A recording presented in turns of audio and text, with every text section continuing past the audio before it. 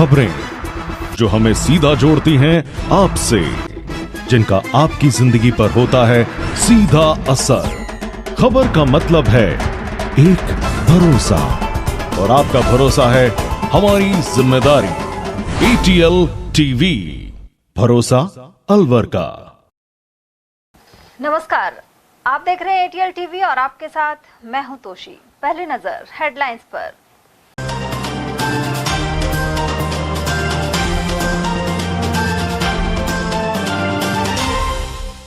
तमंचे की नोक पर सरपंच प्रतिनिधि से लूटे 2 लाख रुपए और कीमती चेन। ढाई पैड़ी पर हुई वारदात। नवंबर में कार्यकाल पूरा होने के बावजूद अगले साल होंगे अलवर नगर निगम के चुनाव। UDH मंत्री झाबर सिंह ने दिया संकेत। शराब ठेके को लेकर महिलाओं सहित बाशिंदों ने जताया आक्रोश। मिनी सचिवालय पहुंच चोर डूंगरी निवासियों ने कलेक्टर को बताई समस्या। और सखी वन स्टॉप सेंटर का निरीक्षण कर दिए जरूरी निर्देश, पहुंचे विधिक सेवा प्राधिकरण के सचिव। और अब हेडलाइंस को देखते हैं विस्तार से। अलवर के ढाई पैड़ी पर सरपंच प्रतिनिधि को तमंचा दिखाकर 3 बदमाशों ने 2 लाख की नकदी एवं करीब 2.5 लाख कीमत की सोने की चेन लूट ली। वहीं पीड़ित ने मुकदमा दर्ज करवाने के साथ ही जल्द कार्यवाही को लेकर SP को ज्ञापन सौंपा है। जानकारी के अनुसार उमरैंड निवासी भवेंद्र गुर्जर भूरासिद्ध मंदिर में दर्शन के लिए उमरैंड से आए थे। इसी दौरान उन्हें एक व्यक्ति ने फोन कर खुद को केसरपुर निवासी तोताराम बताया, साथ ही ढाई पैड़ी पर किसी काम से मिलने की बात कही। जब भवेंद्र वहां पहुंचा तो तोताराम सहित 2 लोगों ने कनपटी पर तमंचा लगाकर धमकाया और उसे पास के एक होटल की तरफ ले गए। इसके बाद मारपीट कर नकदी एवं चेन छीन ली। इसे लेकर पीड़ित ने 3 लोगों के खिलाफ अपहरण करने की कोशिश, मारपीट और लूट का मुकदमा दर्ज करवाया है। उधर गुरुवार को अनेक सरपंचों सहित पीड़ित ने SP से मिलकर आरोपियों को पकड़ने की मांग की है। कल सवेरे मैं मेरे घर से भूरासिद्ध दर्शन के लिए निकला था। उस समय एक व्यक्ति ने मेरे को ढाई पैड़ी पे कॉल करके बुलाया और उस आदमी ने मेरे एक देसी कट्टा लगा के अपहरण करने का प्रयास किया और साइड में ले जाकर उसने मेरे साथ मारपीट करी और मेरे साथ लूट करी। उसने मेरी सोने की चैन थी गले में, वो ले गया और जो मेरी गाड़ी में पैसे रखे हुए थे वो लेके वो निकल गया। वो वहाँ पे परिस्थिति ऐसी थी कि वो पता नहीं किस मकसद से आए थे और जाते टाइम उन्होंने एक मेरा वीडियो बनाया। तो उनका मेरा मकसद समझ नहीं खाया कि उस आदमी ने मेरे साथ ऐसा क्यों किया। कितने व्यक्ति थे वो? 3 लोग थे। फोन किसका है? क्या चीज़? फोन किसने किया था? फ़ोन उन्हीं ने मेरे पास कॉल किया। बाकायदा मैंने इस चीज़ की रिपोर्ट में सारा खोला है। तोताराम गुर्जर नाम का लड़का है, केसरपुर का रहने वाला है। वो आदतन अपराधी है और वो साइबर क्राइम का अभी विशेष कार्य जो वो कर रहा है वो साइबर क्राइम है। और पहले वो शराब का जो देसी जो ये दुकानें इधर उधर खोलकर जो शराब बेचते हैं वो कार्य करता था। अलवर नगर निगम का कार्यकाल भले ही नवंबर में पूरा हो रहा है, लेकिन चुनाव अगले साल होने की संभावना है। यह संकेत UDH मंत्री झाबर सिंह खर्रा के उस बयान से जाहिर हुआ है जिसमें उन्होंने कहा कि वर्ष 2025 में सभी निकायों के चुनाव एक साथ कराए जाएंगे। ऐसे में उन 91 निकायों में समय से पहले चुनाव होंगे जिनका कार्यकाल 2026 तक है। वहीं जयपुर, जोधपुर एवं कोटा सहित 56 निकायों में चुनाव समय पर होंगे। खर्रा के बयान से स्पष्ट हो गया है कि भरतपुर, बीकानेर, पाली, अलवर एवं उदयपुर नगर निगम सहित 16 नगर परिषद और 28 नगर पालिकाओं में इस साल चुनाव नहीं हो पाएंगे। इन निकायों का कार्यकाल नवंबर में पूरा हो रहा है। ऐसे में इनमें प्रशासक नियुक्त किए जाएंगे। भिवाड़ी नगर परिषद सहित थानागाजी और राजगढ़ पालिका भी इनमें शामिल है। खर्रा के इस बयान को वन स्टेट वन इलेक्शन की ओर भी सरकार का एक बड़ा कदम माना जा रहा है। राज्य के 56 निकायों में दिसंबर 2020 में चुनाव करवाए गए थे। इन निकायों का कार्यकाल अगले साल यानी 2025 में पूरा होगा। इन निकायों में चुनाव समय पर होंगे। उधर इसे लेकर कांग्रेस के पूर्व विधायक राजेंद्र सिंह गंडूरा और वरिष्ठ नेता SR यादव ने कहा कि बीजेपी कभी नकारात्मक जवाब देती है तो कहीं उसे सुधारने के लिए सकारात्मक जवाब दिया जाता है। वहीं उनके पास ऐसी कोई भी योजनाएं नहीं है जिससे लोगों की समस्याओं को दूर किया जा सके। ये तभी से कह रही है पंचायत चुनाव एक साथ होंगे, पंचायत चुनाव एक साथ होंगे, जिला परिषद के, नगर परिषद के सारे चुनाव, नगर निगम के चुनाव एक साथ होंगे, लेकिन अभी कोई नियम नहीं बन पाया इन पे। अभी खर्रा जी ने कहा था कि कब जिले खत्म होंगे पहले, और कल कह रहे हैं कि जिले खत्म नहीं होंगे। नहीं, कोई स्टेटमेंट की फिक्स नहीं है कि ये कहना इन क्या चाहते हैं, करना क्या चाहते हैं। अभी हरियाणा के चुनाव हैं, इसके आते मुझे ऐसा लगता है कि ये चुनाव कराने के मूड में ही नहीं है पंचायतों के, क्योंकि पंचायत चुनाव में ग्रामीण क्षेत्र में इनकी पकड़ नहीं, मजबूत नहीं है और ढीली होती जा रही है। पंचायत चुनाव और नगर निगम चुनाव बहुत ज़रूरी है, क्योंकि इनकी जनता की जो मूलभूत आवश्यकता हैं, बिजली की, पानी की, सड़क की, सफाई की, ये पंचायत चुनाव ही करती है। पंचायत और नगर निगम वार्ड मेंबर, अगर मान लो किसी नगर निगम का चुनाव नहीं होते, अब ये जिस तरह कह रहे कि भाई 2025 में चुनाव होंगे और इस साल वो चुनाव नहीं होंगे, तो जब नहीं होंगे ये क्या करेंगे फिर? ये उसमें अधिकारी बैठा देंगे और अधिकारी काम करते नहीं। तो अब तो जनता पार्षद से कहती है, पार्षद लड़ भिड़ के अपने किसी तरह से प्रेशर डाल के काम कराते हैं, सफाई करते हैं, जनता के काम होते हैं कुछ हद तक। लेकिन जब अधिकारियों के हाल में सारी चीज़ हो जाएगी तो काम नहीं होंगे और जनता के काम इसमें नहीं होंगे, डिस्टर्ब होंगे।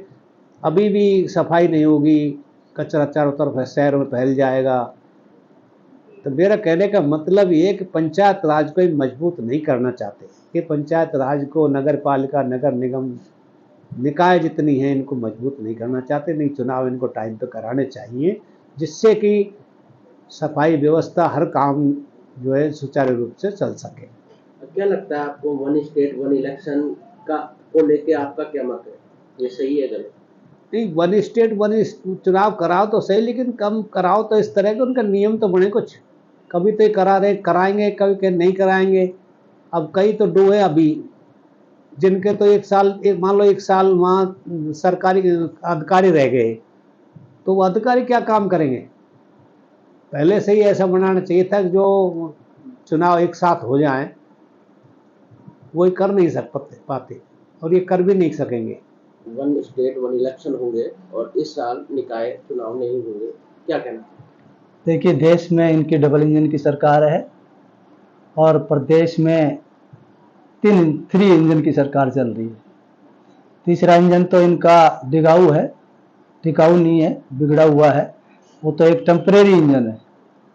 लेकिन डबल इंजन की सरकार इनकी चल रही है, तो इनको स्टेटमेंट क्या देते हैं, कहते क्या हैं, करते क्या हैं, ये तो जनता को आभास हो चुका है। राजस्थान की बात करें तो यहाँ एक तरफ इन्होंने जो हिटलर शाही सीएम का जो बयान आ रहे हैं, उनके प्रदेश अध्यक्ष मदन राठौड़ जी पहले कुछ कहते हैं, अभी फिलहाल क्या कर रहे हैं? कभी जिले बंद कर रहे हैं, कभी परिसीमन की बात करते हैं, कभी निकाय नगर निगम पोस्टपोन करने की बात करते हैं। अभी तक तो दिसंबर की बात कर रहे थे, नवंबर में टाइम ओवर हो रहा है, अभी दिसंबर को भी छोड़ करके 25 में आ गए। इसका कारण है, अब जो 2021 में चुनाव, निकायों के चुनाव हुए थे, उनका टर्नओवर 25 में हो रहा है, और जो 20 में हुए थे उनका 26 में हो रहा है, 20 में हुए थे उनका 25 में हो रहा है। तो उनकी मनी पॉलिसी है कि 25 और 26 दोनों मिलाकर के 25 में ही कर दे।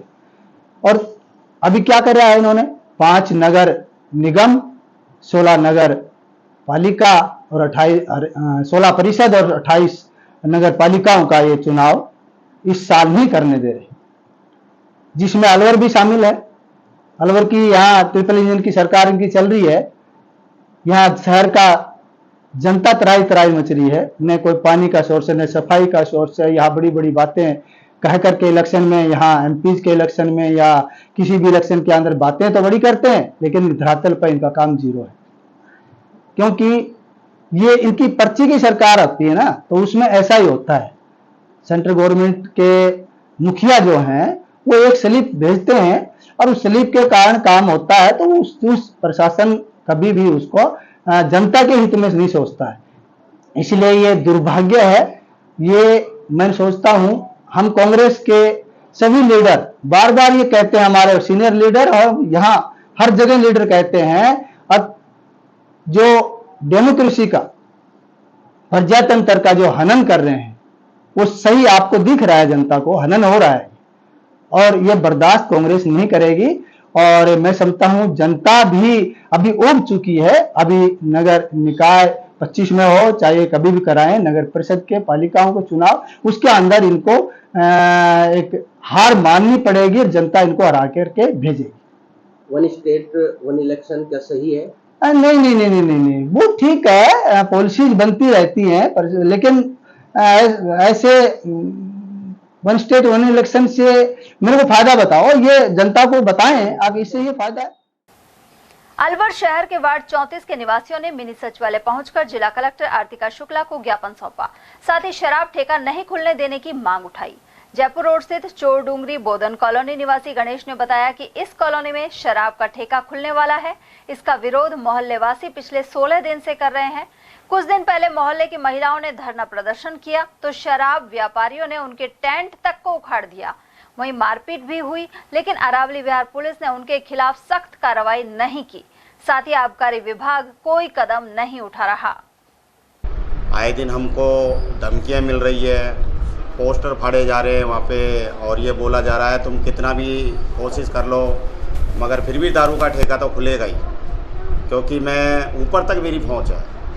हमको ये बोल करके डरा के धमका करके इसलिए हमको यहाँ आना पड़ रहा है कि कानून की हमको मदद मिले, इसके एवज में हम यहाँ पर आए हैं। किस प्रकार की समस्याएं आ रही हैं? समस्या जैसे वहाँ पर लेडीजें धरना प्रदर्शन कर रही हैं तो इनके टेंट वेंट फाड़े गए हैं और गाली गलौज करी गई है और मारा पीटी करी गई है इनके साथ में, तो इसके विरोध में आए। तो आप कलेक्टर साहब से मिले, क्या बोले? कलेक्टर साहब ने 2 दिन का टाइम दिया है हमको कि 2 दिन का हमके समय दीजिए, फिर आपका ये सुना जाएगा। उधर स्थानीय महिला चंदा सैनी ने बताया कि ठेके के पास में एक तरफ मंदिर और दूसरी तरफ स्कूल है। इसके चलते शराबियों के जमावड़े से बच्चों और श्रद्धालुओं को भारी परेशानी होगी। उधर कलेक्टर सहित मिनी सचिवालय में मौजूद आबकारी अधिकारी ने 2 दिन में ठेके को हटाने का आश्वासन दिया है। समस्या क्या थी, जो दुकान के पास में बिल्कुल दीवार से दीवार हमारा मकान है, एक इधर साइड मकान, इधर हमारे छोटे छोटे बच्चे हैं, पोते हैं। आज दुकान खुल जाएगी तो कल क्या होगा हमारे साथ, हमारे बच्चों के साथ क्या होगा? वो तो ताज जिंदगी नहीं हटेगा। अगर एक बार खुल गया तो ठेका ताज जिंदगी नहीं हटेगा। थोड़ी कदम कदम पे ठेके खोले जा रहे, क्यों हो रहा है ऐसा हमारे साथ? अच्छा, स्कूल के पास मतलब ठेके के पास स्कूल भी है? हाँ, स्कूल भी है, मंदिर है, यप्पा मंदिर है, अलवर स्टार स्कूल है। कितने दिन हो गए थे आपको बैठे हुए? हमको बैठे हुए 15 दिन हो गया, 16वां दिन हम यहाँ आए, 3 दिन हो गए हमको आते आते यहाँ पे। अब तक की सुनवाई जो पूर्व में हुई पहले नहीं हुई थी, आज हमारी सुनवाई हुई है। जिला विधिक सेवा प्राधिकरण के सचिव एवं एडीजे मोहनलाल सोनी ने सखी वन स्टॉप सेंटर का निरीक्षण किया। इस दौरान केंद्र प्रबंधक सरिता तनेजा, काउंसलर, IT वर्कर और महिला गार्ड सहित 5 कर्मचारी उपस्थित मिले। सचिव ने महिलाओं को प्रदान की जाने वाली पुलिस एवं चिकित्सकीय सहायता और आश्रय स्थल के रिकॉर्ड का अवलोकन किया। केंद्र प्रबंधक ने यहां उपलब्ध करवाई गई विधिक आदि सहायता की जानकारी दी। सेंटर की साफ सफाई, सुरक्षा एवं अन्य व्यवस्थाएं सामान्य पाई गई। उधर रिवाज रिसोर्ट मैरिज गार्डन में नेक कमाई फाउंडेशन द्वारा आयोजित कन्यादान समारोह में विधिक जागरूकता शिविर का आयोजन भी किया गया। इसमें प्राधिकरण सचिव सोनी ने बाल विवाह, महिलाओं के अधिकार एवं विवाह पंजीकरण संबंधित कानूनों पर जानकारी दी। इस कार्यक्रम में फाउंडेशन की ओर से मुख्य संरक्षक मीना तनेजा, संरक्षक दौलतराम हजरती, आशुतोष शर्मा, सहायक कुल सचिव मत्स्य विश्वविद्यालय गुरप्रीत सिंह, सोनिका अरोड़ा आदि मौजूद रहे। अलवर में चोरों के हौसले बुलंद बने हुए हैं। इसी कड़ी में कालाकुआ सेक्टर 4 के एक मकान में घुसकर चोर करीब 2.5 लाख की कीमत की 2 चेन एवं 50,000 की नकदी ले गए। उस वक्त परिवार अपने रिश्तेदार से मिलने अस्पताल गया था। पीड़ित रामवीर ने बताया कि इस मामले की सूचना अरावली विहार थाना पुलिस को दी गई है। घटना सर ये हुई थी कि हम अभी 6 बजे हॉस्पिटल चले गए थे, तो 9:30 बजे के बीच में कोई जाली तोड़ के अंदर आ गया और 2 चेन है और 50,000 समथिंग कैश है और कुछ सामान और भी है। ये मैन तो चला गया और बस ये था सर। कितने की लगभग चोरी होगी? कम से कम अब लगा लो सर 2 तोला सोने हैं और 50,000 रुपये हैं, तो हो गए 2 के समथिंग। हाँ जी। किसका मकान है ये? ये बुआ जी रेणु गुप्ता जी। हाँ, मैं यहाँ हम यहीं रहते हैं सर। कहाँ गए थे आप सारे? हम हॉस्पिटल गए हुए थे। वो भी नहीं, किसी को देखने गए थे, इनके मामा जी भर्ती हैं, उसको देखने गए थे जी। पीछे से ये जाली वाला लॉक तोड़ के कोई अंदर आ गया। कब गए आप हॉस्पिटल? कितने हम 6 बजे गए थे, 9:30 बजे आ गए थे, तो हमको इस जाली वाला लॉक टूटा मिला। अलवर के प्रतापबास में एक 40 वर्षीय युवक छत पर पैर स्लिप हो जाने के चलते नीचे गिर गया। इस वजह से युवक की मौत हो गई। वहीं पुलिस ने जिला अस्पताल में पोस्टमार्टम करवाकर शव परिजनों को सुपुर्द कर दिया है। मृतक के परिजन राजेश ने बताया कि युवक राजकुमार शराब का आदी भी था। गत देर रात्रि 2 बजे वह अपने घर की छत से गिरकर घायल हो गया। राजकुमार ने जिला अस्पताल में इलाज के दौरान दम तोड़ दिया। ये प्रतापबास गौशाला के पीछे उधर का रहने वाला है। ऊपर छत पे रात को पता नहीं ड्रिंक कर रहा क्या कर रही थी, ऊपर से नीचे छत पे से गिर गया। तो उसको रात को 2 बजे मैं लेके हॉस्पिटल आया था। उसके बाद इसका यहाँ पर टाँके वाके लगाए थे, सिटी स्कैन कराया था। 4 बजे तक उसको बोल रहा था खूब अच्छा। उसके बाद का पता नहीं, फिर मैं घर चली गया। सुबह मेरे पास 8 बजे 8:15 बजे फोन आया कि ऐसे ऐसे वो डेड हो गया। क्या नाम है मृतक का? राजकुमार सैनी। कितनी उम्र है इनकी? उम्र 40-42 साल के आसपास। इनके पिता क्या नाम है? इनके पिता का नाम है सूरज सैनी। मेरे फूफा जी लगते हैं, बुआ का लड़का है। रामगढ़ थाना अंतर्गत ग्राम इंद्रपुर में एक महिला अपने घर में खाना बनाते समय झुलस गई। उसे जिला अस्पताल में उपचार के लिए लाया गया है। परिजन शीला ने बताया कि 24 वर्षीय कविता अपने घर पर खाना बना रही थी। इसी दौरान गैस लीक होने से कविता के कपड़ों में आग लग गई। महिला को रामगढ़ से जिला अस्पताल में रेफर किया गया है। सर पता नहीं गैस लीक है, वे पता नहीं इसकी चुन्नी में लगी जनकाई में। जब ये जैसे नु फुल्ला मार भगी है ने, तो हमने भी अपना बचाव करो, हम भी भागा वहां से। तो फिर इतने मैंने रोड में चाहिए गांव का भागी और कोई भी ना है के दौड़ियो। जब मेरे भाई आयो कम्बल लेके, और जब ये पकड़िए नुकनी जब जिले भर में राधा अष्टमी धूमधाम से मनाई गई। साथ ही गणपति विसर्जन की शोभा यात्रा भी निकाली गई। शोभा यात्रा से पहले गणेश जी की विधिवत पूजा अर्चना हुई। इसके बाद शहर के विभिन्न मार्गों से होते हुए गणेश प्रतिमा को अलवर के जैसमंद बांध पर ले जाकर विसर्जित किया गया। इस दौरान गणपति बप्पा मोरिया अगले बरस तू जल्दी आ के जयकारे गूंजते रहे। अलवर शहर की शिव मंदिर समिति की ओर से इस साल यह आयोजन नारी शक्ति को समर्पित दिखाई दिया। यहाँ गणेश चतुर्थी से राधा अष्टमी तक लगातार गतिविधियां आयोजित की गई और महिलाओं को पुरस्कार भी वितरित किए गए। शिव मंदिर समिति के अध्यक्ष नरेश सोमवंशी ने बताया कि गणेश उत्सव का कार्यक्रम नारी शक्ति को समर्पित किया गया। ये 5 दिवसीय गणेश चतुर्थी का प्रोग्राम बनाया था। पहले दिन कलश यात्रा निकली थी, उसके बाद शाम को भजन संध्या का प्रोग्राम था। दूसरे दिन बच्चों के मेहंदी प्रतियोगिता थी और शाम को झांकी का प्रोग्राम था।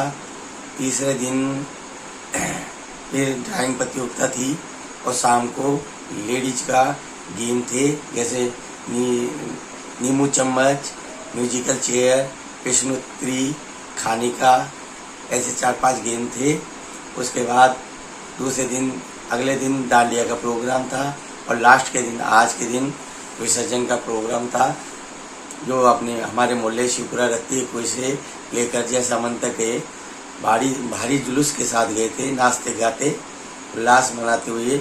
और ये गणेश जी की प्रतिमा गोबर और मिट्टी से बनाई हुई थी और ये एक नारी शक्ति को सम्मान के लिए ये प्रोग्राम रखा गया है।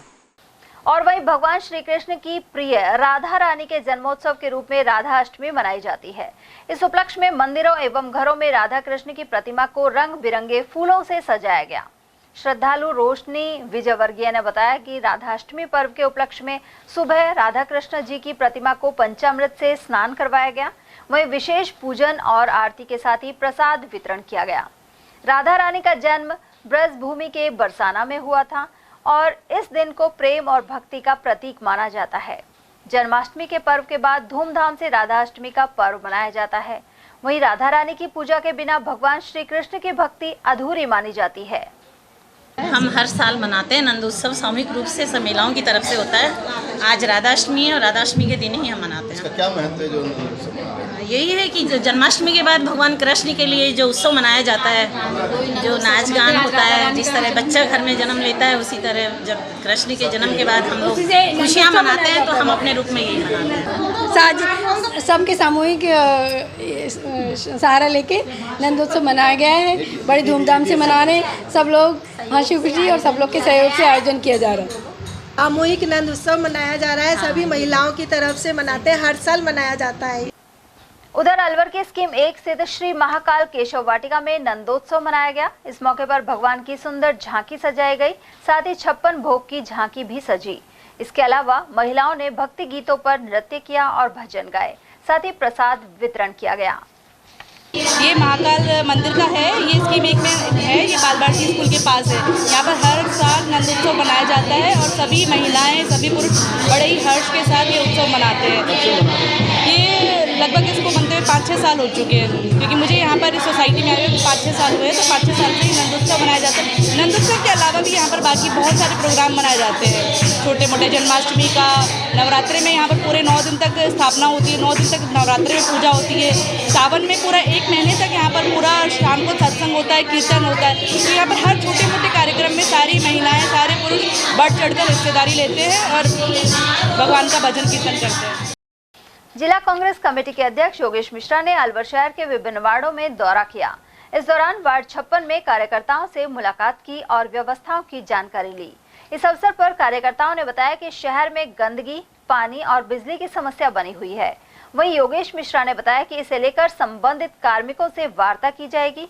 उन्होंने आरोप लगाया कि शहर में अधिकांश वार्डों में पानी की समस्या है। इसके अलावा जगह जगह कचरे के ढेर लगे हुए हैं।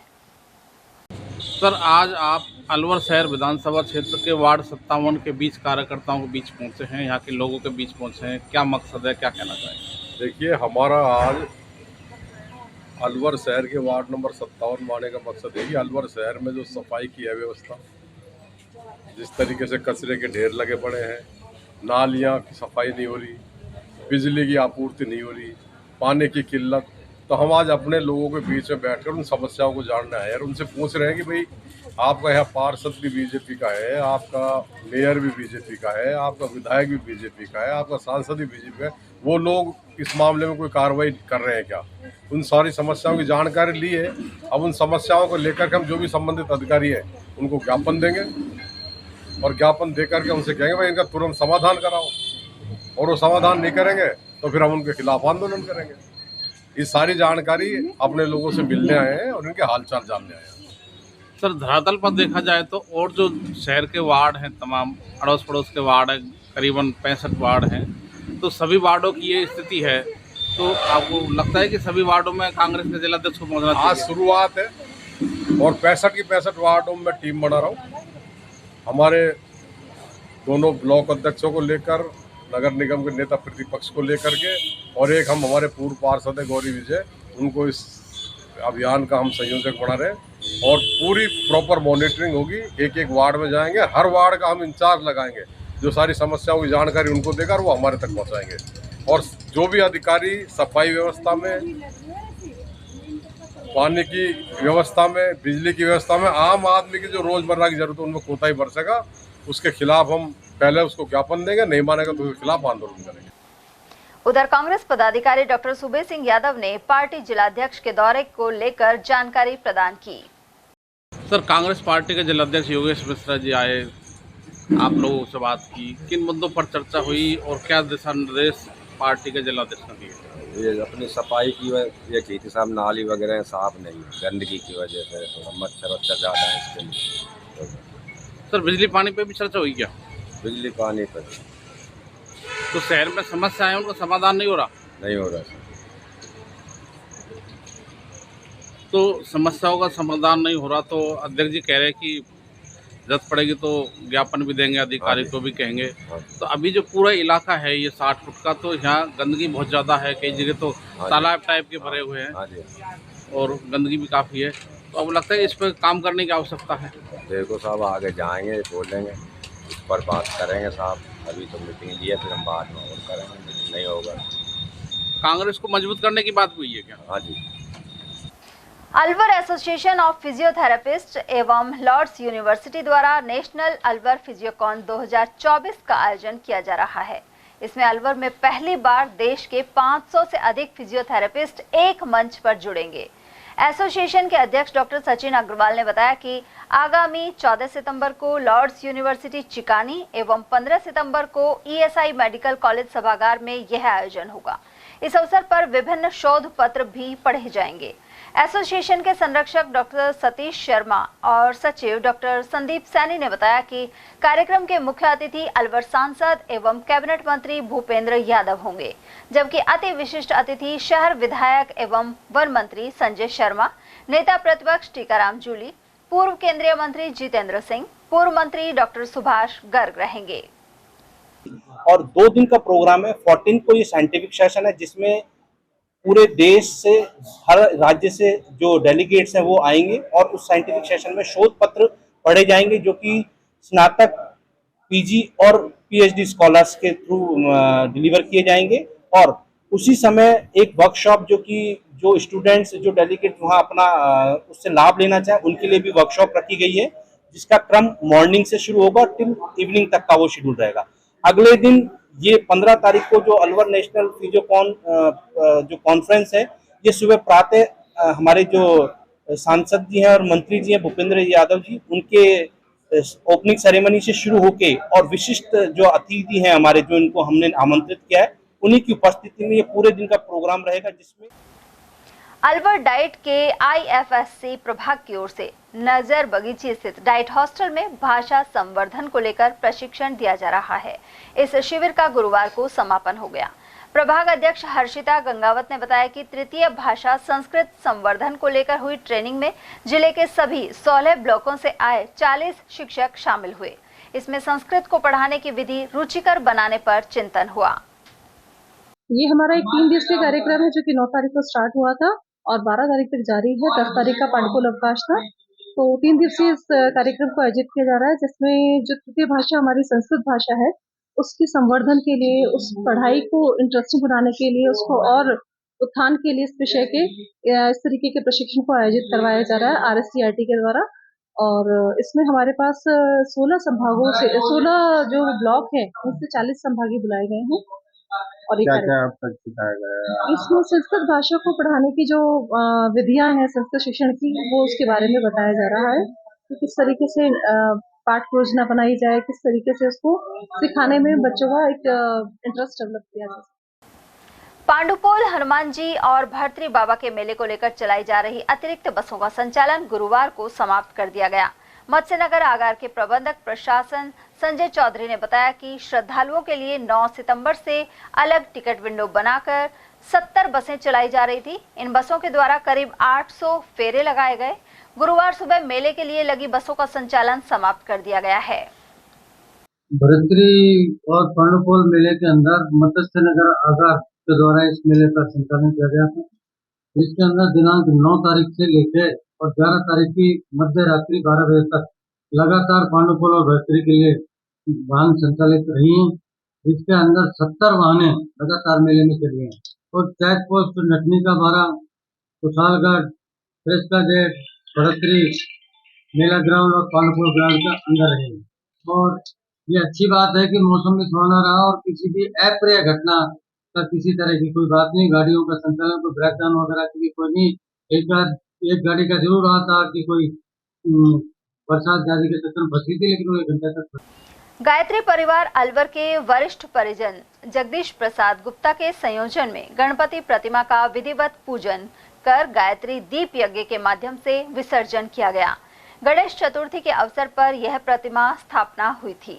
वहीं बुधवार शाम गणेश जी महाराज का विसर्जन घर पर ही जल भरकर पात्र में किया गया। स्वच्छता एवं प्रकृति के संतुलन को बनाए रखने के उद्देश्य से गणेश जी मिट्टी एवं प्राकृतिक रंगों के साथ बनाए गए थे। उधर दीप यज्ञ का संचालन महिला मंडल से जुड़ी ममता गुप्ता और बबीता विजय ने किया, जबकि अरुण गुप्ता और रीना खंडेलवाल आदि भी मौजूद रहे। जिला जाट महासभा के अध्यक्ष शेर सिंह चौधरी ने अलवर को संभाग बनाने की मांग उठाई है। चौधरी के अनुसार केंद्र और राज्य में भाजपा की सरकार है एवं पिछले लोकसभा और विधानसभा चुनाव में भाजपा ने अलवर को संभाग बनाने की बात कही थी। इसके अलावा अलवर को एनसीआर से बाहर करने का वादा किया था, लेकिन राज्य सरकार ने 10 माह बीतने पर भी अलवर को संभाग का दर्जा नहीं दिया है। सर, पिछला जब गहलोत सरकार में नए जिले बने थे तो अलवर को संभाग बनाने की मांग थी, लेकिन किन्हीं कारणों से गहलोत सरकार अलवर को संभाग नहीं बना पाई। अब जब विधानसभा लोकसभा चुनाव हुए था, अलवर को संभाग बनाने का आश्वासन भाजपा के नेताओं ने दिया था। अब केंद्र में राज्य में दोनों जगह भाजपा की सरकार है और अलवर के सांसद और विधायक दोनों मंत्री भी हैं, तो संभाग को लेकर आप क्या कहना चाहते हैं? इस बारे में मेरा विचार ये है कि राज्य सरकार को जल्दी से जल्दी अलवर जिले को संभाग घोषित करे, क्योंकि इससे उद्योगपति, व्यापारी और आम नागरिक को बेचारे को जयपुर हर काम के लिए, छोटे से काम के लिए भी जयपुर जाना पड़ता है। तो वो परिस्थिति ऐसी है, जबकि बीजेपी के सारे नेताओं ने लोकसभा चुनाव में भी, विधानसभा चुनाव में भी ये आश्वासन दिया था आम जनता को, आम नागरिक को, कि हम अलवर जिले को संभाग बनाएंगे, लेकिन अभी तक अलवर जिला संभाग नहीं बना है। इसलिए हमारे तो केंद्र राज्य सरकार से ये निवेदन है कि जल्दी से जल्दी अलवर जिले को संभाग घोषित करे, जबकि पड़ोस में जिला भरतपुर है, जो जिसमें 2 जिले बने, हमारे 3 जिले बन गए तोड़ के। तो वो जब संभाग घोषित कर रखा है, तो हमारे अलवर जिले को भी संभाग घोषित किया गया। तो आपका कहने मतलब है कि जब तिजारा और कोटपुतली को जिला बना दिया, अलवर तीसरा जिला बन गया, 3 जिले तो हैं, तो आसानी से अलवर को संभाग बनाया जा सकता है। कोई अलवर जिले को संभाग बनाने के लिए कोई दिक्कत ही नहीं है, जबकि यहाँ इतना इंडस्ट्री एरिया भी है और सब कुछ है, फिर भी इसको संभाग घोषित नहीं किया, क्योंकि हर व्यापारी को, हर उद्योगपति को छोटे काम के लिए जयपुर जाना पड़ता है। वो परिस्थिति, वो समस्या खत्म हो जाएगी अगर अलवर जिला संभाग घोषित हो जाए राज्य सरकार के द्वारा। सर, इससे प्रशासनिक रूप से भी फायदा मिलेगा अलवर को? हाँ, प्रशासनिक रूप, संभागीय आयुक्त तो यहीं बैठेगा, अलवर हेडक्वार्टर बैठा। अब संभागीय जयपुर बैठता है, जयपुर में हमको लगा रखा है, जब कोई फायदा ही नहीं उसका। हमको छोटे से काम के लिए जयपुर भागना पड़ता है हर आदमी को। तो आपकी सरकार से मांग है कि अलवर को संभाग बढ़ाए? हमारी सरकार से मांग है, सभी सर्वजात के लोग भी ये कह रहे हैं कि अलवर जिला संभाग बढ़ना चाहिए। उधर चौधरी के अनुसार लोकसभा चुनाव में भाजपा प्रत्याशी भूपेंद्र सिंह यादव ने भी अलवर को एनसीआर से बाहर करने का वादा किया था। अब वे केंद्रीय मंत्री हैं और उन्हें इस पर अमल करना चाहिए। वजह यह है कि एनसीआर में होने के कारण यहां के उद्योगों और अन्य क्षेत्रों पर प्रतिकूल असर पड़ रहा है। सर, अलवर को एनसीआर से बाहर करने की मांग लगातार की जा रही थी और आज भी की जा रही है, और लोकसभा चुनाव में ये बड़ा मुद्दा था, लेकिन अब शायद सरकार और नेता इस मुद्दे को भूल गए हैं। तो आप वरिष्ठ नागरिक हैं और समाज के अध्यक्ष भी हैं, क्या कहना चाहिए? इस बारे में मेरा विचार है कि जब आज से 10 साल पहले जब अलवर जिले को एनसीआर में शामिल किया गया था, उसके बाद से आज तक एनसीआर का अलवर जिले को कोई फायदा नहीं हुआ। ना तो इसको फायदा पर्यावरण के नाम पर दिल्ली में तो सारी फैक्ट्रियाँ बंद हो जाती हैं, उद्योग बंद हो जाते हैं, और यहाँ इन बेचारों को बंद करते हैं तो रोजगार छिनता है, जबकि वहाँ कोई फर्क नहीं पड़ता। इसलिए पर्यावरण को बचाओ, हम ये मना नहीं कर रहे कि पर्यावरण रहना चाहिए, लेकिन उसका फायदा तो आज 2% जीएसटी फालतू लग रही है। पूरे जिले के आम नागरिकों, व्यापारी को, उद्योगपति को, सबको 2% टैक्स फालतू देना पड़ रहा है। आज पेट्रोल डीजल महंगा है, आज और चीज़ें सारी 2% के कारण महंगी। फायदा हमको इसका एनसीआर में शामिल होना कोई मिला ही नहीं। आज 10 साल में पूरे हो गए। सर, विकास का बजट भी कभी नहीं आया सर? एनसीआर के विकास का बजट तो दिल्ली खा जाते हैं, दिल्ली प्रदेश खा जाता है, यहाँ कोई देता ही नहीं, यहाँ आता ही नहीं विकास का बजट। उससे ज़्यादा फायदा तो हरियाणा के लोग उठा रहे हैं, दिल्ली के नज़दीक है। इसलिए सर, लोकसभा चुनाव में बड़ा मुद्दा था, भाजपा ने जो प्रत्याशी थे अब चुनाव जीतकर केंद्रीय मंत्री बन गए भूपेंद्र सिंह, उन्होंने आश्वासन भी दिया था कि अलवर को एनसीआर से बाहर कराएंगे। व्यापारियों ने भी मांग की थी, लेकिन सरकार अभी कुछ कर नहीं रही है। सरकार को आपको लगता है कि इस पर गंभीरता होकर निर्णय करना चाहिए? गंभीरता से विचार करना चाहिए आदरणीय भूपेंद्र जी यादव को, क्योंकि उन्होंने लोकसभा चुनाव में सब आम नागरिक को यह आश्वासन दिया था, हम जल्दी से जल्दी इसको एनसीआर से हटा देंगे। लेकिन आज तक ना ही जिले का जो मंत्री संजय शर्मा है उसने कोई बात उठाई, ना भूपेंद्र जी ने उठाई। तो ये मामला तो खैर है केंद्र सरकार का, तो हम तो भूपेंद्र यादव जी की कमी मानते हैं इसको, कि उन्होंने अभी तक ये आश्वासन जो आम जनता को वोट लेने के लिए दिया था वो अभी तक पूरा नहीं किया। इसलिए जल्दी से जल्दी अलवर जिले को एनसीआर से बाहर किया जाए, ताकि सभी चीज़ों पे 2% टैक्स कम हो जाए। और आज जयपुर में जो फायदा आज अलवर में तो है ही नहीं, जबकि संभाग तो जयपुर भी है, लेकिन उनके यहाँ जीएसटी 2% नहीं लगती, हमारे यहाँ लगती। तो सरकार से पुरजोर मांगे आपकी? सरकार से पुरजोर मांगे ना, आदरणीय भूपेंद्र जी का काम है ये, अगर वो करेंगे तो जनता इससे खुश होगी और आम जनता को फायदा भी होगा। जिसमें सभी व्यापारी भी है, उद्योगपति भी है, किसान भी है। किसान को भी बहुत नुकसान हो रहा है इससे कि खाद बीज इस पे सब पे 2% GST लगा रही कि क्या क्या क्या मतलब है। किसान का धंधा वैसे ही, खेती वैसे ही नुकसान का सौदा हो रहा है, आम किसान बेचारा परेशान है। अलवर के शिकारीबाज में कुछ दबंग एक व्यक्ति की जमीन हड़पने के साथ ही उसे धमका रहे हैं। पीड़ित दीप सिंह ने बताया कि वह लगभग 2 साल से न्याय के लिए दर दर भटक रहा है। इसे लेकर अब पुलिस महानिदेशक से मुलाकात की गई है। उन्होंने जल्द ही कार्रवाई का आश्वासन दिया है। दीप सिंह के अनुसार दूसरे पक्ष की ओर से उसे लगातार धमकियां मिल रही हैं।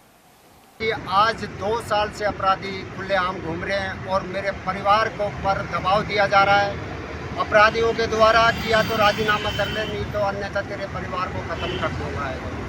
उस संदर्भ में मैं आज IG साहब से आज प्रत्यक्ष में जयपुर जिले में बनी पार्क के पास में मैंने अपनी बात रखी है और मैंने अपना परिवार दिया है और मीडिया के समक्ष यही कहूँगा कि मेरे परिवार को जान माल का बहुत ही खतरा है और मेरे घर पे कई बार इन अपराधियों ने हमला कर दिया है और इनके करीब 500 आदमी हैं जो मेरे पर नाजायज दबाव दिया जा रहा है, या तो राजीनामा कर ले, नहीं तो तेरे परिवार को खत्म कर दे। और यहाँ वक्त एक छोटे से ब्रेक का, फौरन लौटेंगे, आप बने रहिए हमारे साथ। इतनी कड़ी मेहनत क्यों पापा? बेटा इतनी मेहनत इसीलिए ताकि सबको खाना मिल सके, किसी पे कोई मुसीबत ना आए। किसी पे मुसीबत ना आए इसलिए आप हो पापा, पर अगर आप पे मुसीबत आ गई तो? अब पाए फसल बीमा केवल 3 आसान स्टेप्स में। क्षेमा सुकृति फसल बीमा। कॉल करे और कराए 100 से भी ज्यादा फसलों की बीमा 499 रुपए प्रति एकड़ में। हीरे, सोने, चांदी के जेवरातों के विक्रेता दुर्गा प्रसाद सुनील दत्त ज्वेलर्स, बजाजा बाजार, Alwar.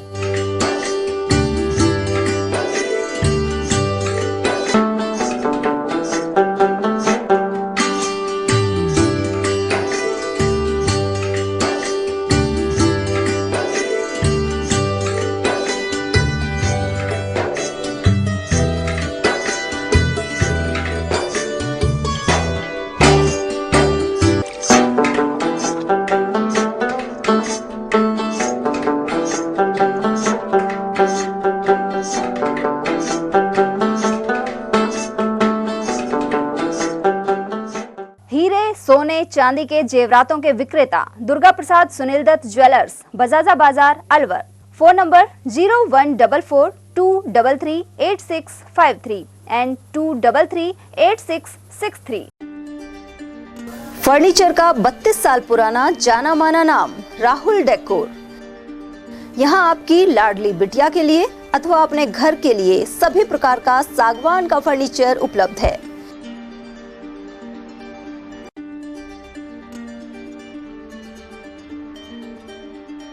Double bed, dressing table, sofa set सागवान एवं कपड़े वाले तथा सेंटर टेबल, भट्टी कलर, स्टील अलमारी, ब्रांडेड एवं सॉफ्टी फोम के गद्दे आपकी नाप तोल से बनाए जाते हैं।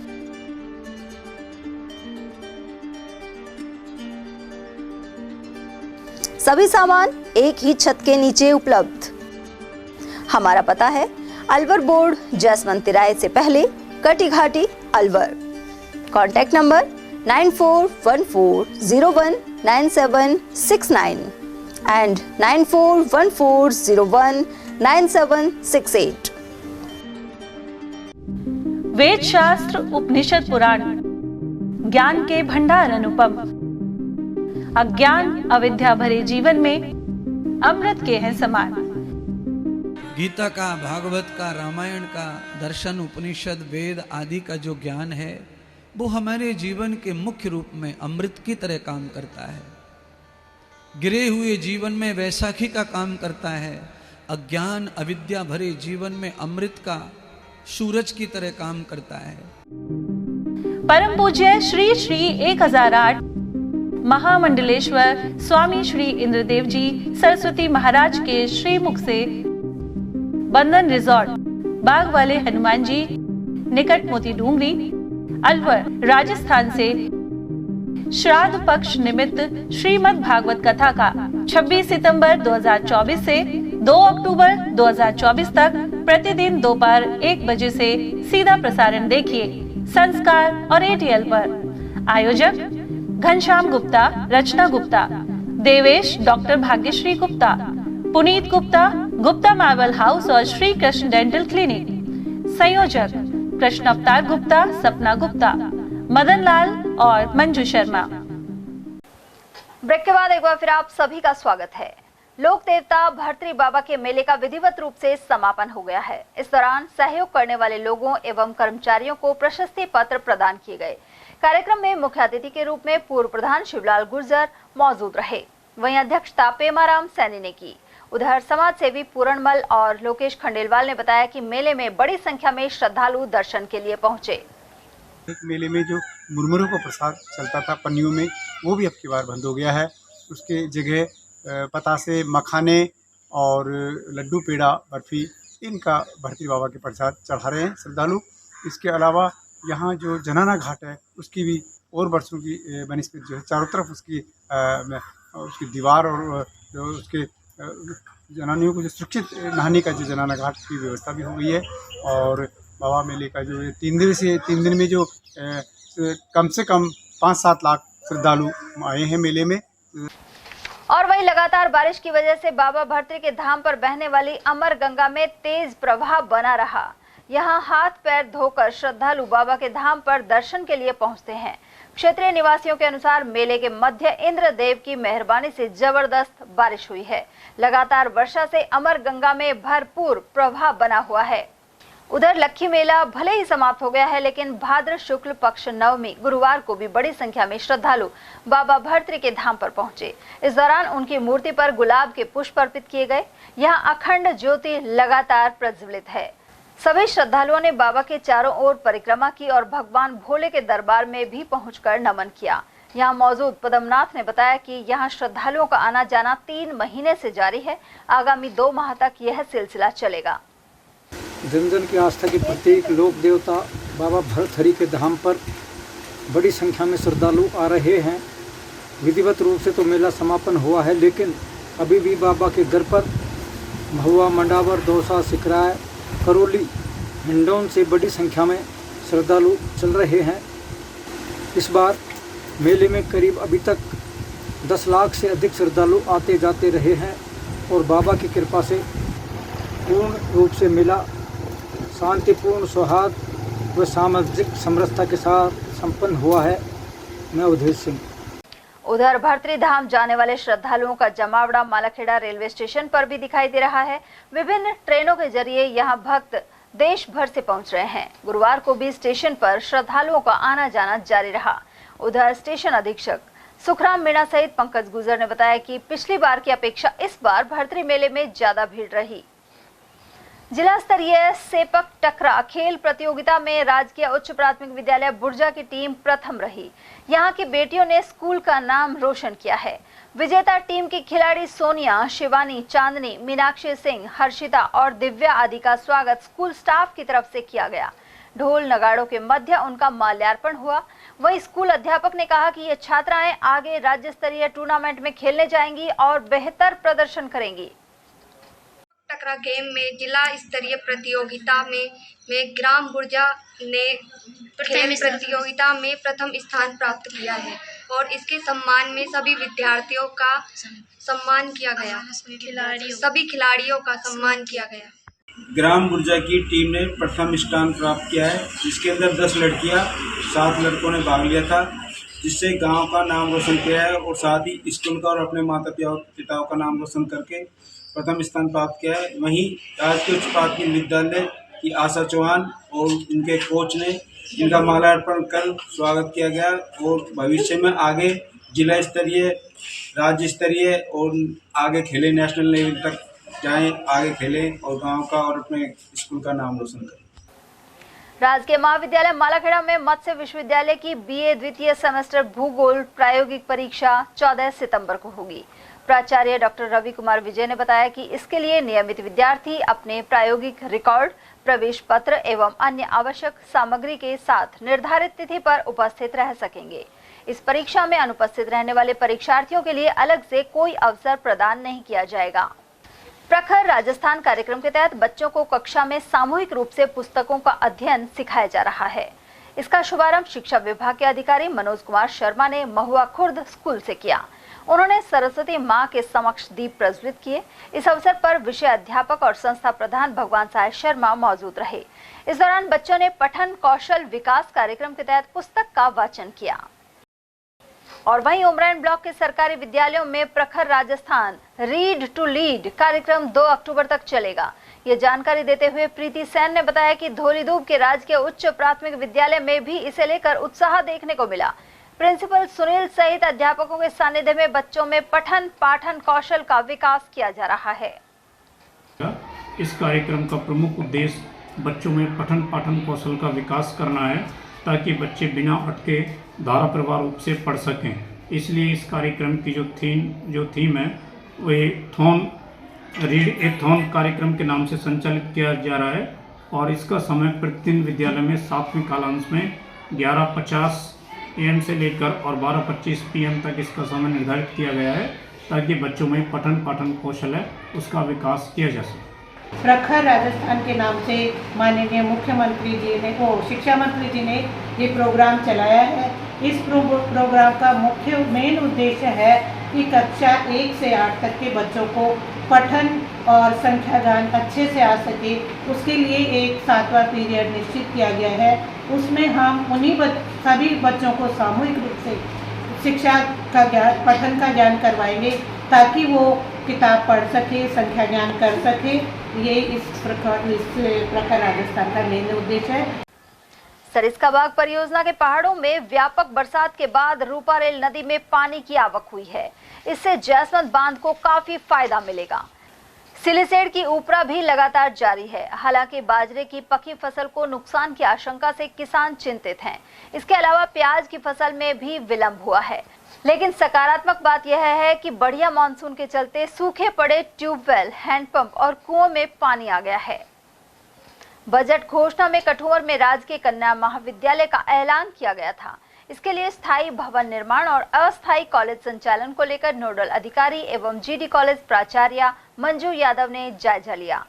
एसीबीओ उमेश जैन ने बताया कि फिलहाल राजकीय बालिका सीनियर स्कूल के निर्माणाधीन भवन में यह कॉलेज चलेगा।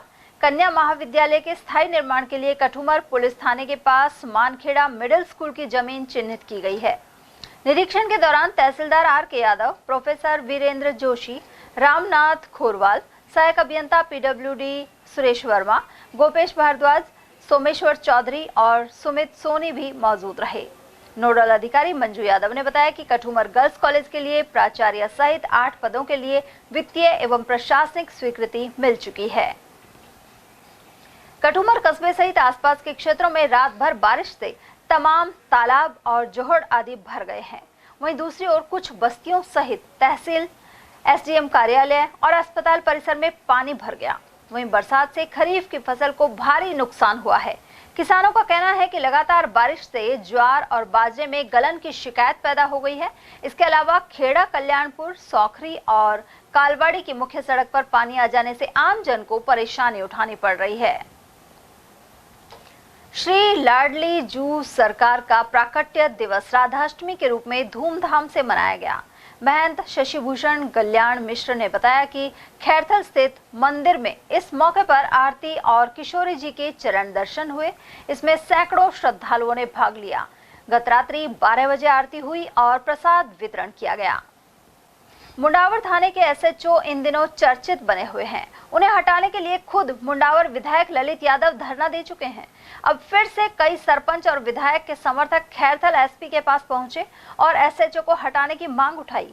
उन्होंने थाना प्रभारी पर मनमाने तरीके से काम करने के आरोप लगाए। हालांकि कुछ दिन पहले एक अन्य पक्ष ने SP को ज्ञापन देकर SHO को नहीं हटाने की मांग रखी थी। उधर SP मनीष चौधरी ने थाना प्रभारी पर लगे आरोपों की जाँच करवाने की बात कही है।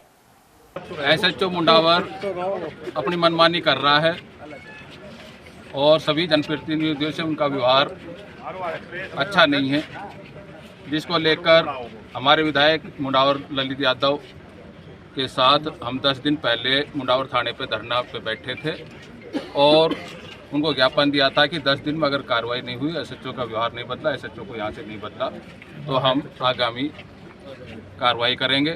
और विधायक के निर्देश पर हम सभी, मैं ब्लॉक अध्यक्ष मुंडावर कांग्रेस का, संजय जी ब्लॉक अध्यक्ष नीमराना के हैं, हमारे भीमराज जिला पार्षद हैं, हमारे सारे सरपंचगण हैं, पूर्व पार्षद हैं, सभी लोग मुंडावर क्षेत्र की आम जनता उससे दुखी है। तो आज एसपी से मिलने का कार्यक्रम था कि उसको हटाइए। एसपी साहब ने आश्वासन दिया है कि मैं जल्दी ही आपको, जांच हमारी चल रही है, एडिशनल एसपी साहब के पास जांच है, उसमें बयान हो जाएंगे, जांच पूरी होने वाली है और हम आपको कार्रवाई करके दिखाएंगे।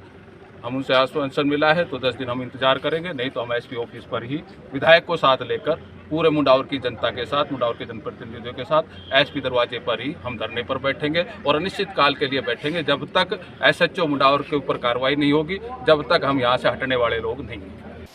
खैरतल में कैलाश पहाड़ी के पास स्थित गुरुद्वारे में गुरुवार को बाबा श्रीचंद उदासी का प्रकाशोत्सव मनाया गया। सेवादार निर्मल सिंह ने बताया कि यहां सुबह 10 बजे भजन कीर्तन के बाद दोपहर 12 बजे भंडारे का आयोजन किया गया। इस दौरान सेवादार निर्मल सिंह, भूपेंद्र सिंह, हजारा सिंह, सुंदरपाल सिंह और सूबा सिंह आदि ने व्यवस्थाओं में सहयोग किया। भिवाड़ी की कॉस्मोस ग्रीन सोसाइटी में गणपति प्रतिमा के विसर्जन के साथ ही महोत्सव संपन्न हो गया। यहाँ 5वें दिन गणेश जी की पूजा की गई और हवन हुआ। पंडित महेश शास्त्री द्वारा विधि विधान से हवन करवाया गया। इसके बाद विसर्जन के लिए शोभा यात्रा निकाली गई। वहीं श्रद्धालु नृत्य करते नजर आए। इस मौके पर मुकेश झा, चंद्रमोहन भारद्वाज, सुनील गुप्ता, श्याम सुंदर गुप्ता, आदेश कौर, मनोज अग्रवाल और कृष्ण शर्मा सहित कई श्रद्धालु मौजूद रहे। भाजपा के जिला उपाध्यक्ष देशराज वर्मा ने नेता प्रतिपक्ष राहुल गांधी द्वारा अमेरिका में दिए गए इंटरव्यू की निंदा की है। उन्होंने आरोप लगाया कि विदेश में जाकर राहुल गांधी विदेशी हो जाते हैं और देश की संस्कृति को भूल जाते हैं। राहुल गांधी कभी आरक्षण समाप्त करने की मंशा के आरोप लगाते हैं तो कभी कहते हैं कि भारत में सिख पगड़ी एवं कड़ा नहीं पहन पाएंगे। वर्मा के अनुसार उन्हें इस तरह के बयान देने से बचना चाहिए। वहीं उनकी यह बयानबाजी राजनीतिक समझ की कमी को दर्शाती है। सर, राहुल गांधी के इंटरव्यू में दिए गए बयानों को लेकर भारतीय जनता पार्टी आक्रोशित है।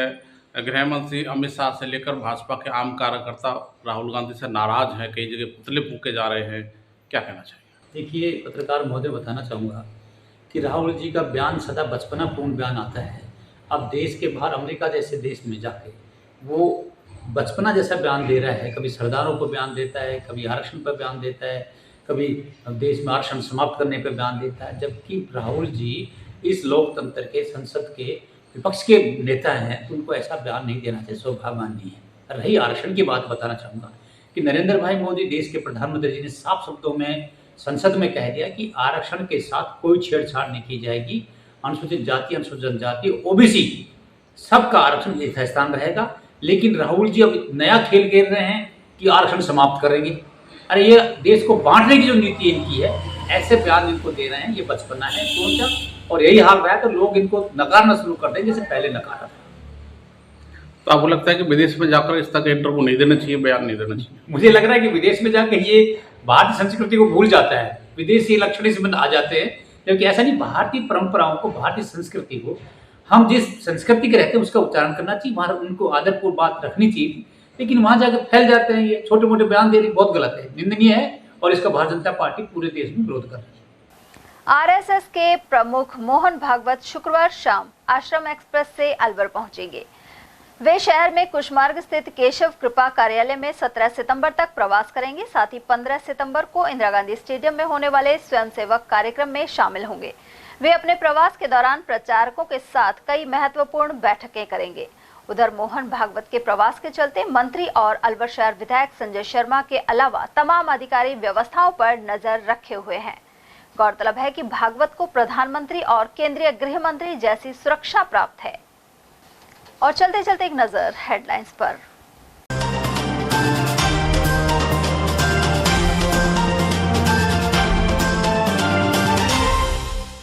तमंचे की नोक पर सरपंच प्रतिनिधि से लूटे 2 लाख रुपए और कीमती चेन। 2.5 पैड़ी पर हुई वारदात। नवंबर में कार्यकाल पूरा होने के बावजूद अगले साल होंगे अलवर नगर निगम के चुनाव। यूडीएच मंत्री झाबर सिंह ने दिया संकेत। शराब ठेके को लेकर महिलाओं सहित बाशिंदों ने जताया आक्रोश। मिनी सचिवालय पहुंच चोर डूंगरी निवासियों ने कलेक्टर को बताई समस्या। और सखी वन स्टॉप सेंटर का निरीक्षण कर दिए जरूरी निर्देश, पहुंचे विधिक सेवा प्राधिकरण के सचिव। ATL न्यूज में आज के लिए इतना ही। ताजा जानकारियों के लिए बने रहिए हमारे साथ। नमस्कार।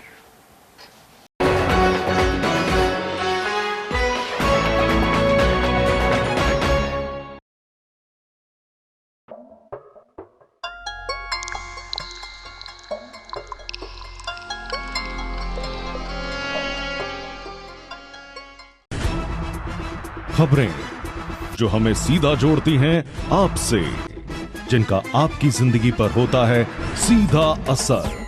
खबर का मतलब है एक भरोसा, और आपका भरोसा है हमारी जिम्मेदारी। ATL TV, भरोसा अलवर का।